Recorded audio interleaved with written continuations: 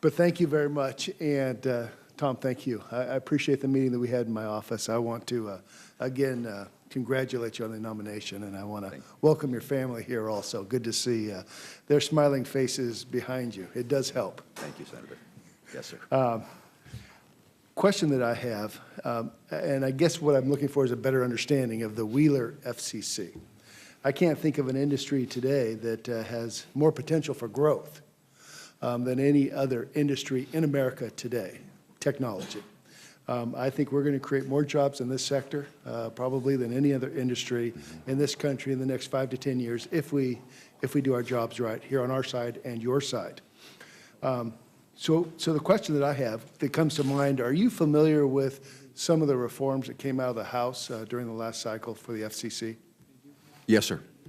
Congressman Walden was the author of that particular FCC bill, and I'd like to highlight just a couple pieces on there and see how you feel about them, because I think it's important, and I think it'll come back something that you'll have to be discussing in the future. And I only say that because I've authored the Senate side of this particular piece of legislation. One of the things that he was trying to achieve, I believe, in his legislation was to get the industry and the commission to work better together.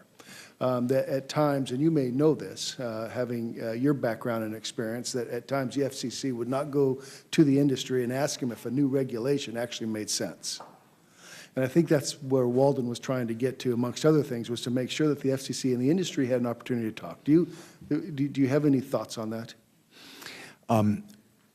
Yes.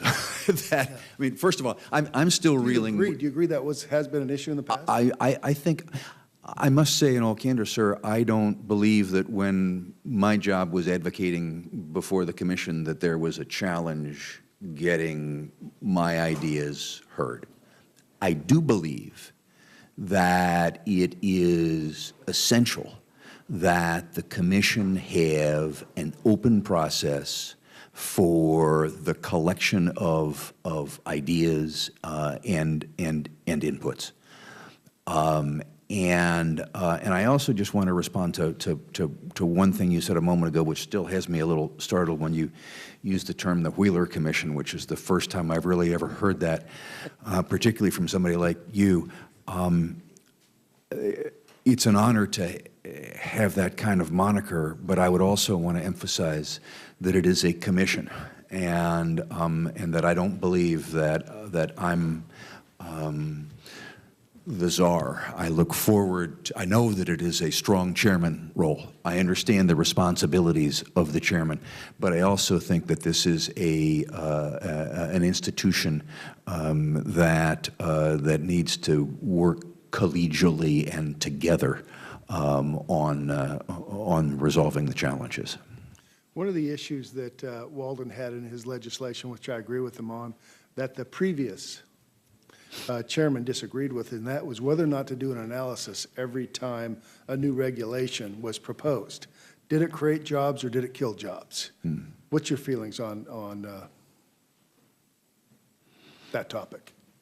Well, I know that one of the things that you have proposed is to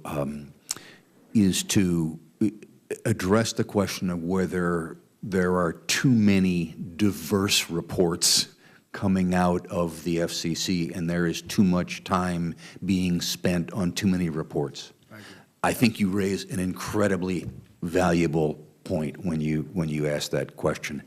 And I think that inside the construct of whatever the mandate of reports that the Congress decides they want the commission to have, that kind of an issue falls.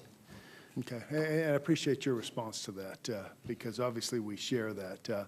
Merger conditions, also something that has been brought up several times with both Senator Thune and with Senator Blunt regarding their questions on merger reviews.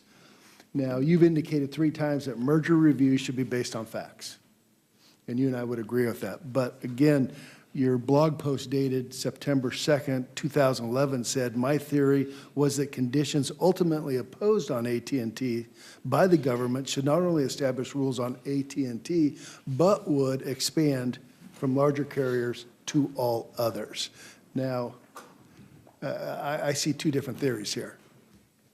But only one set of law. That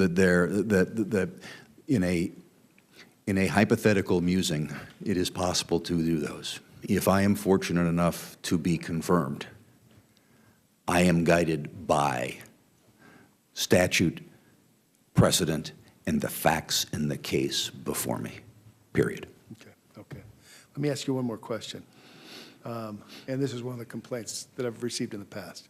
Can you assure us that you'll have no votes between midnight and 6 o'clock in the morning on the commission?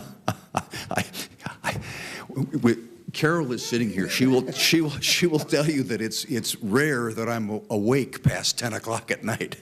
I don't know the reference you're making, but it certainly would not be my goal to be holding votes at that time of night.